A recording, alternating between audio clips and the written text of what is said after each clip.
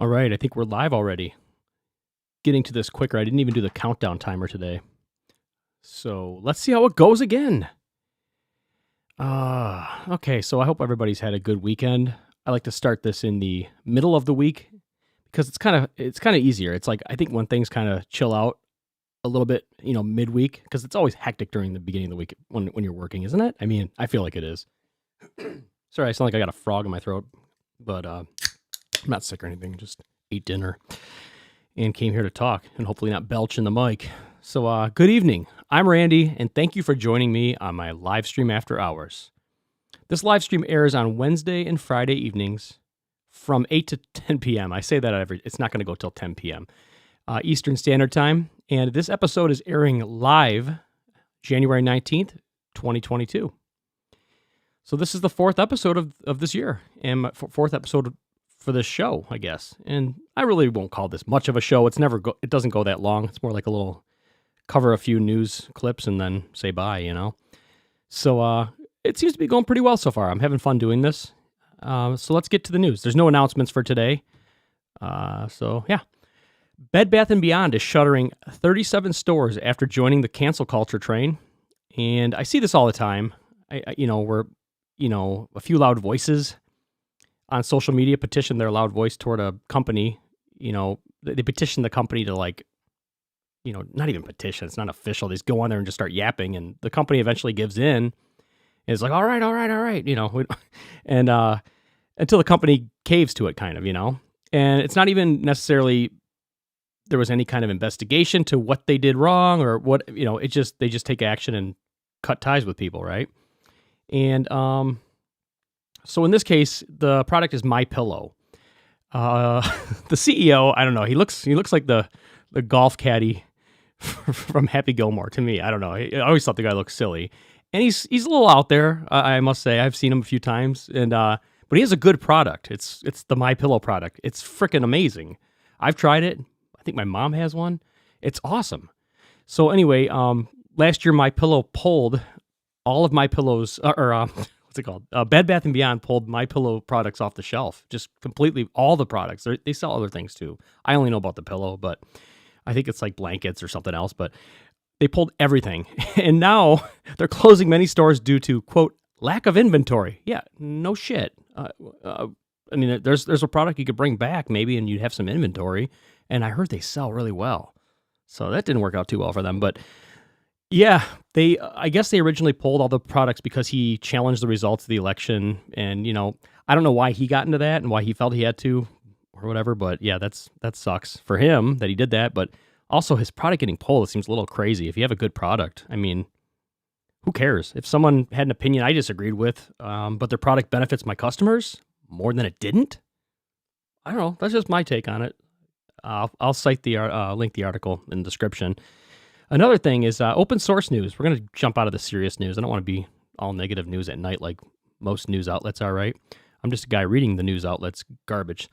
So OnlyOffice. I don't know if have you ever heard of it? I hadn't for a long time. And there's OpenOffice. There's LibreOffice, which is a fork of OpenOffice, I believe. That's the most known one, I would say, in the open source world. But say maybe you don't want to pay for Microsoft Office and you want a free alternative. There's always been free alternatives for many years. And this is one I really didn't know about until a year or two ago. And it's called OnlyOffice. Now, they released their 7.0 version.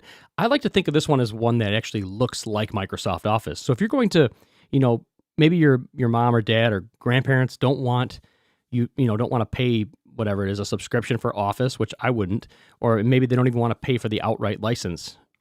But OnlyOffice is compatible with it, as far as I know, mostly.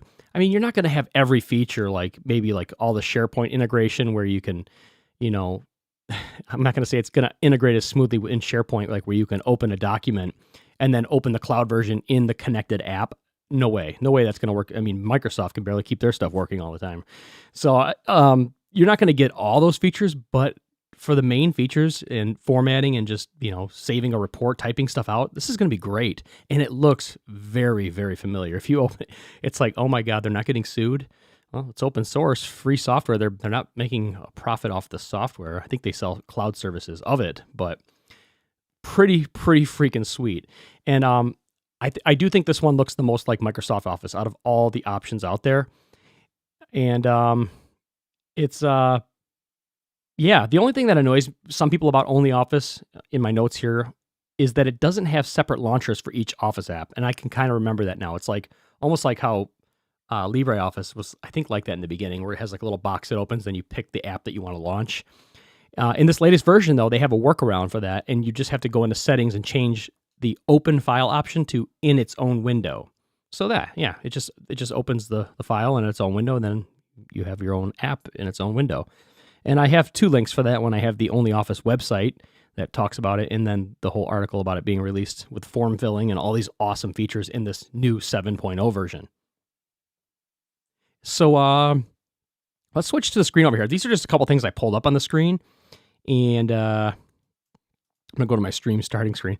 Sorry for all these ads. It's just a bunch of stuff that's on this website. Variety.com is full of crappy ads. I should be blocking this, but whatever.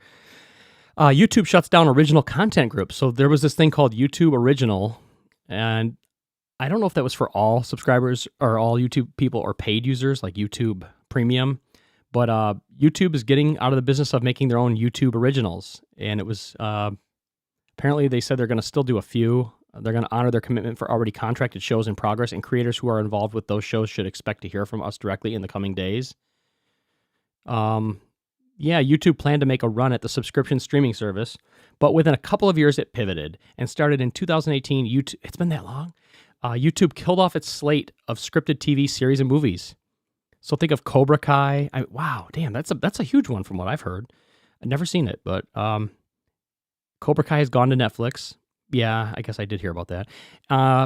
Yeah, and this website's jumping all around because of all the ads ruining. Wow, nice job, Variety, ruining your website with ads. You really care about your users. Closed. Okay, next site. Let's go to CNBC here. Let's see if this one doesn't jump around. A little obnoxious with the ads, but not as bad as Variety. So Apple says antitrust bills could cause millions of Americans to suffer malware attacks. So again, Apple throwing some fear out there. No, not that you could never sideload or not that you couldn't ever sideload an app on an Android. You could do it on any Android if you just allow from third party or whatever. You could execute an app basically and install third party app stores. But Apple's saying, no, this is scary. If you tell us to do something that could hurt our profits, this is going to put people in danger. You don't want people in danger. So Apple's just, they feel a little threatened. They warned users, Apple warned in a letter sent to lawmakers, Tuesday, that antitrust bills being considered in the Senate would increase the risk of security breaches to iPhone users, in part because they could force it to allow sideloading. Ooh, sideloading. Back to installing computer apps on your own? Oh my gosh. That's terrible. But apparently that's dangerous. Yes, if it's put in the wrong hands, if you have somebody that's just installing apps on their phone, of course. But that's you can't stop your aunt or uncle or anybody from going into an email app and opening a phishing link. Apple's not helping with that I know of. I could easily get phished if I wanted to. And I could easily go fishing. We have lots of lakes in this part of Michigan. I live in Michigan. But the Apple has drawn consistent scrutiny from regulators in the past few years over its control of the App Store, which is the only way to install software on an iPhone. That is true. Apple takes a cut of between 15 and 30% on digital purchases made through iPhone apps. Sick. I didn't think it was that much. I don't remember, man.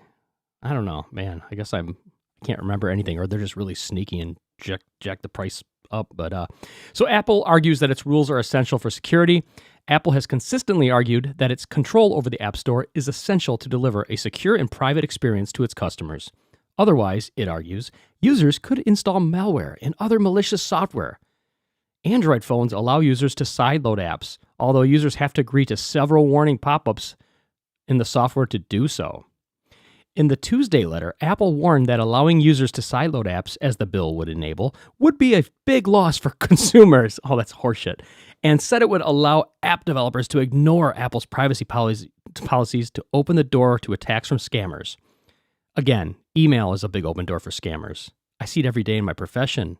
We have a team dedicated to that. And are you going to block emails on their phone? Are you going to stop people from doing anything stupid? No, you are not. There's always a way for somebody to screw something up. The mind wonders. It's like, is my cat going to knock that glass off the table? No, I don't think he will. He will. He's going to do it, and he's going to give me the middle finger if he had one. So that's all I have today for news. Pretty cool, interesting stuff, I'd say. But thanks for taking the time to tune into my live stream after hours. If you're watching this as a recorded episode, thank you as well. And be sure to join me at the same time every Wednesday and Friday from 8 p.m. till whenever. Could be till 10 p.m. if I get some more interesting stuff to cover. But I hope you have a great night, and